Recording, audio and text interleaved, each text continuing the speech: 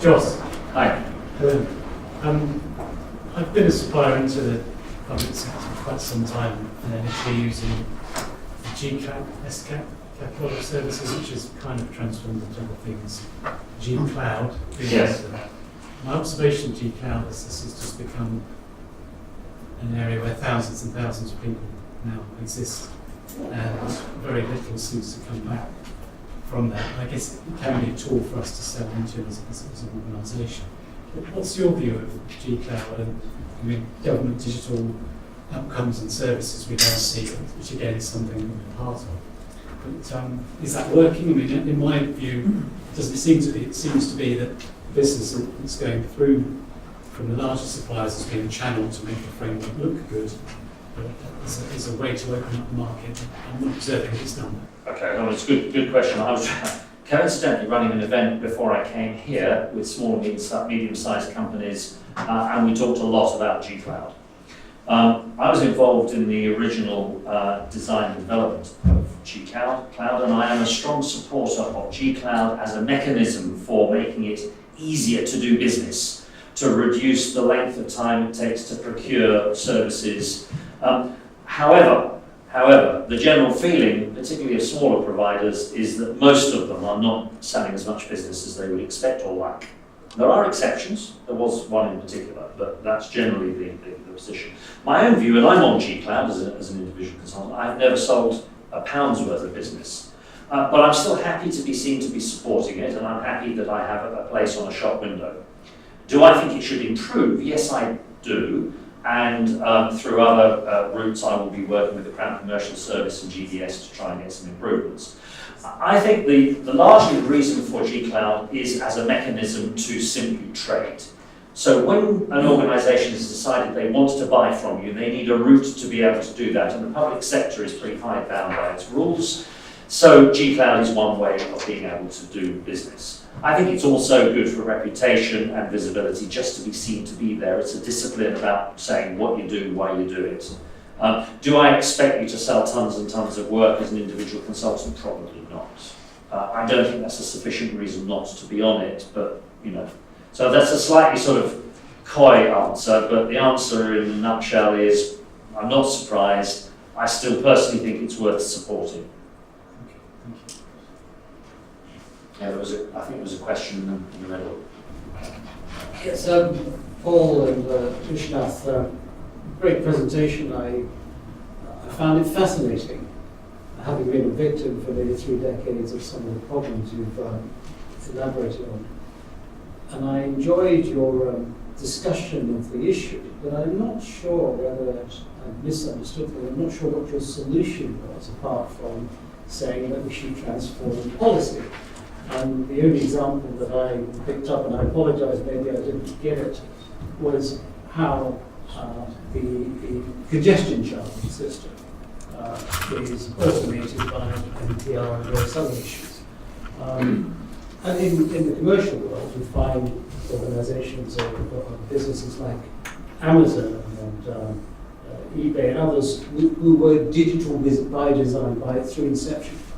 So my question is, isn't the issue with the word transformation as opposed to the word digital? And do you have an answer to how government policy can change this? I'm not sure I understood it. Yeah, there's two parts to that. Could we say here is a government policy on welfare benefits, for example? Here's how technology could do that differently. No, we don't. We have got as far, and what you've heard is pretty much as far as we've got, on reframing the questions. To say we've got to ask, as I put it at the end, how technology can change the economics or the choice between policy instruments to achieve policy. That is putting the question in a new way. And we're not aware of anybody who's really dug deeply into answering that in specific cases.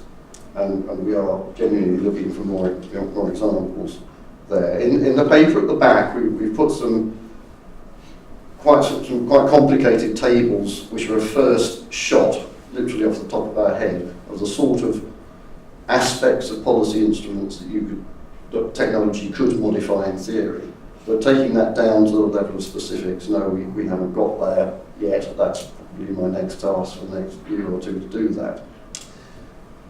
There's one thing we do identify very clearly though, and that is how can you change the way things are done at the moment in policy design to at least raise the possibility of those things happening. And what we see not happening is a constructive dialogue between policy professionals, the lawyers who understand how to turn policy into legislation and put it through Parliament and turn it into acts of Parliament that can then be administered by the public sector, and people who understand the range of potential range of technology and how it can be applied to those problems well enough that you can have a serious, innovative, creative conversation between those three quite different perspectives on the problem. We don't see that happening. We see technologists rambling on about websites and bits of technology and common components and infrastructure. The policy guys don't know what the hell they're talking about. The techies don't understand what the policy people are talking about, and the lawyers, again, are in a different position.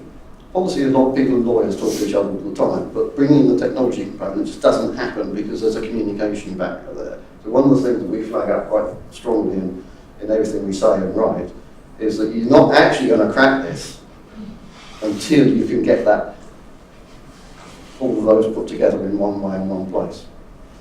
If I just may add on to Paul and what Josh said earlier about having the right people in the right places who understands the role of technology, and also we're talking about hybrids here.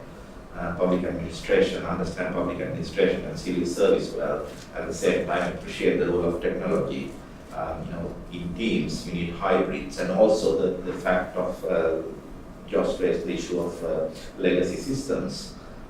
We are constrained by some of the legacy systems that we already have in public administration, which dates 20 years back. And how do you actually take one of those legacy systems and fit in some of the running technologies? So it's a complete, very complex environment, and it's quite difficult to work within those constrained settings in order to administer and implement a policy that a politician somewhere comes up with, and what is the sequence of events that happens thereafter, where does technology fit in.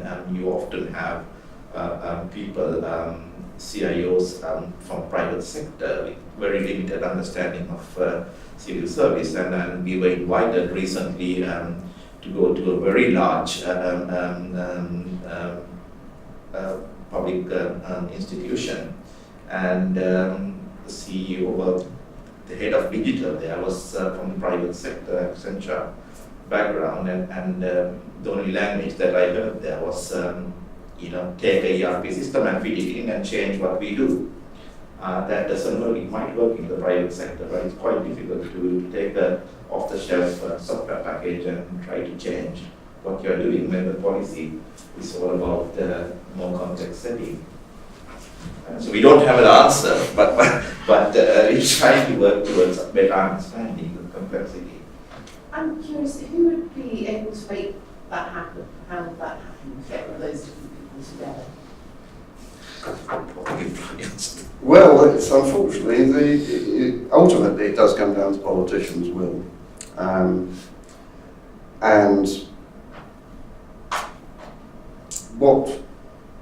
And this is attributing no blame to anybody, because we're both part of the very bit part of the history we're describing. It's only because we've had to stand back and rethink it that we can offer an alternative, if you like. But we have been stuck on this treadmill. Both politicians and officials and external consultants, technology companies have been stuck on this treadmill, and it really had. We reckon it hit a wall in about 2009. But there hasn't been a breakout yet, and we're quietly trying to do our bit. But it's devilishly difficult when there's a huge amount of politics invested in where we've come from. History has a great weight. Yes, and I've not worked in the public sector, so I'll put my hand up straight away and say that. I've worked in the private sector, oil and gas in particular. And about 20 years ago, the oil industry looked into why so many billions of dollars were wasted on building oil rigs. And it comes back to exactly what you said. The designers would go away, design this amazing thing, but they didn't involve procurement, whether the materials were available, they didn't involve health and safety, as to whether it was going to meet the brief, etc. And so what they came up with was that rather than wasting all these millions, get all the key people together at the very beginning, have that conversation, make sure all those different facets were considered, and then design it together. I have a slightly different view, I think, on that. First of all, I think because of the scale of government, trying to get all the people in a room would require a very big room. And government does do this occasionally, and you have a very, very large room of people, and no one can agree on anything. Right? And we look at some of the, certainly, I look at some of the big boards. I won't give you any particular names, but particularly around health. And they just can't take any decisions. They have lots of discussions, and they come up with lots of ambition and thoughts and policies and so on, but nothing ever happens.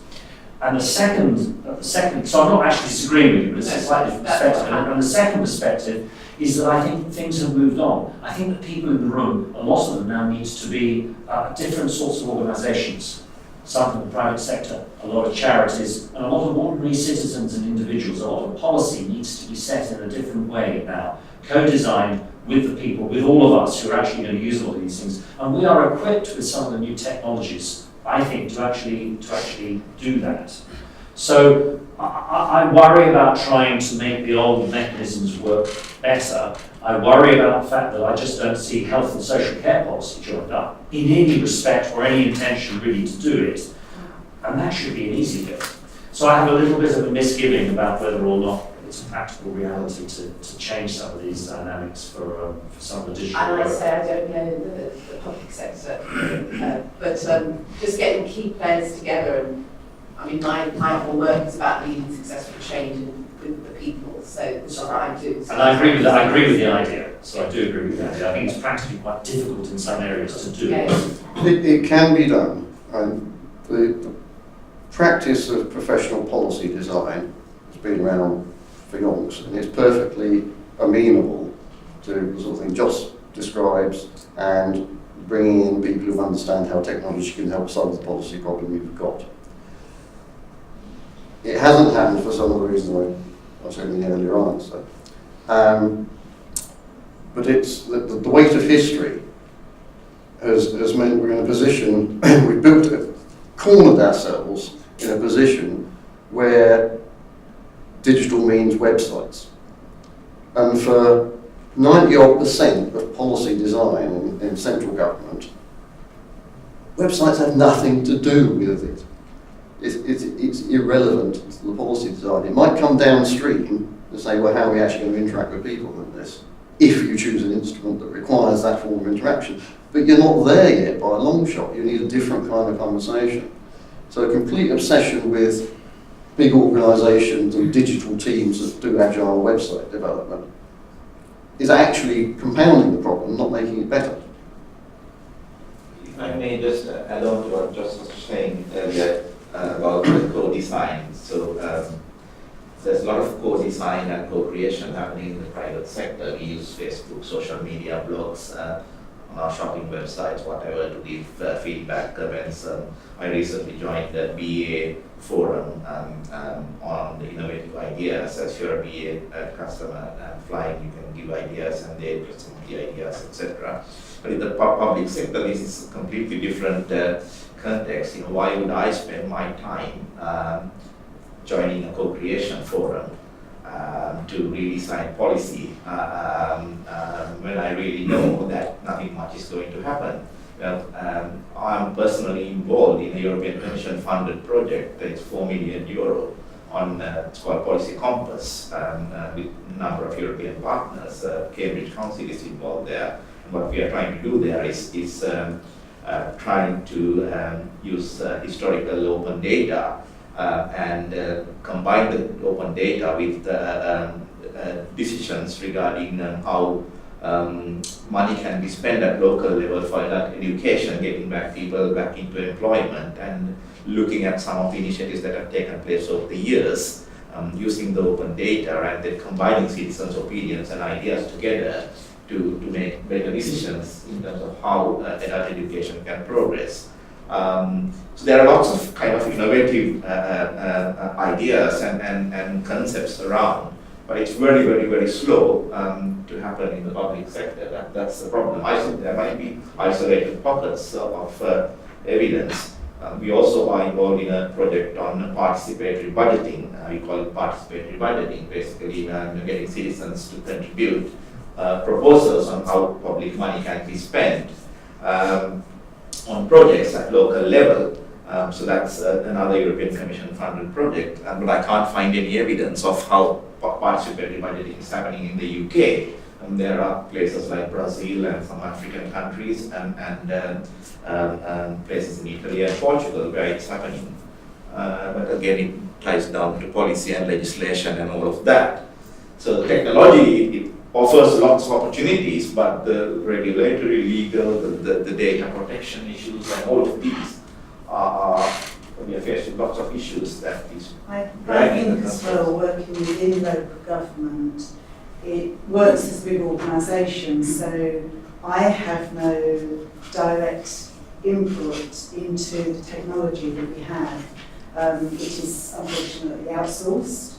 And you're quite right, it's very, very prescriptive, the tenders that are put out, which by the time it filters down to the service that I'm providing to my customers, I'm very limited. I have to work within the frame that I have got, that I have been given.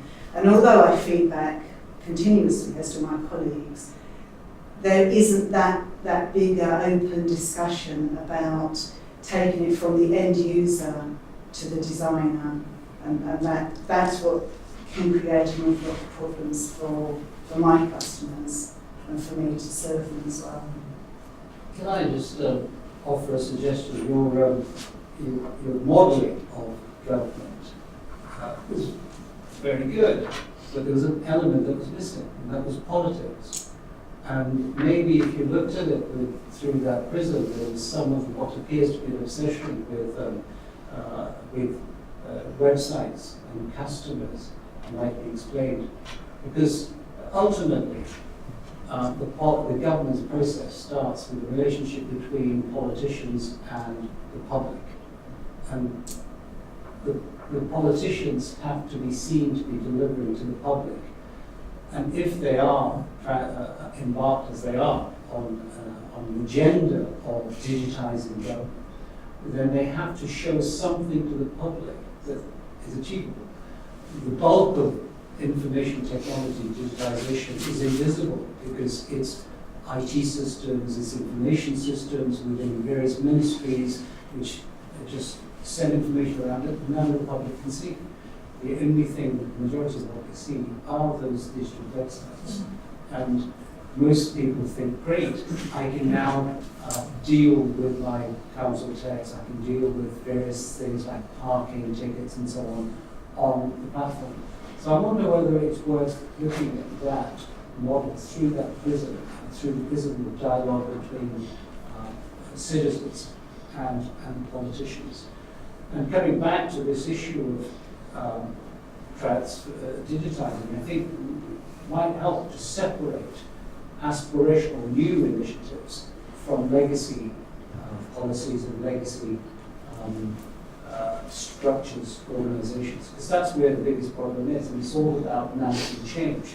In my experience, there has never been a technology issue behind why we have failed to deliver. It's always been a political issue. It's been the fact that there aren't managers and leaders who are able to lead and manage change effectively.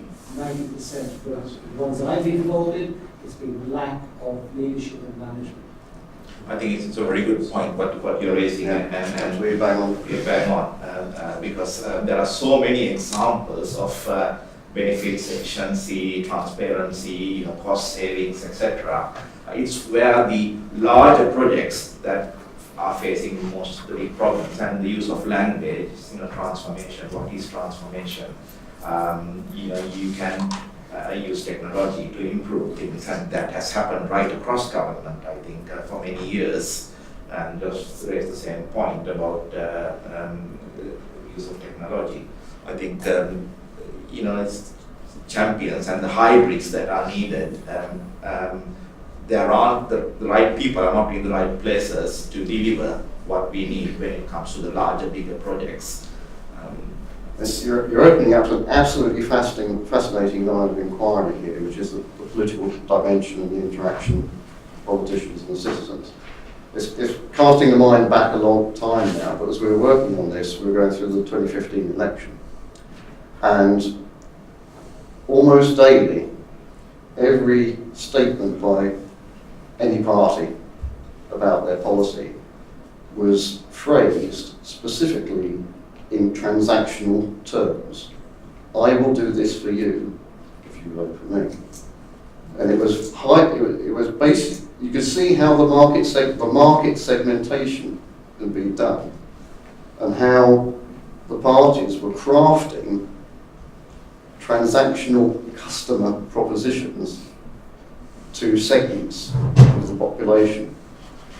And that is actually almost one of the most extreme ends of the dynamics of this new public management way of looking at things as offering services and be citizens as customers. And there's some fascinating work being done, which we referenced by a guy called John Alexander, who we work with, about the impacts on politics, and explain some of the things we're experiencing about populist movements and the way that there's a certain amount of disengagement from established politics. He's come up with some evidence and some research which starts to identify how that consumer-based perception by citizens of what politicians are offering is distorting the very nature of politics in the way that we actually prefer it to be, and turning it into this transactional customer-client relationship, which is actually, he is showing how that is actually changing explain some of the changes that we're seeing in the nature of reaction of politics and behaviour towards politicians, behaviour of politicians, and the way elections are conducted. It's fascinating stuff, quite alarming in many respects.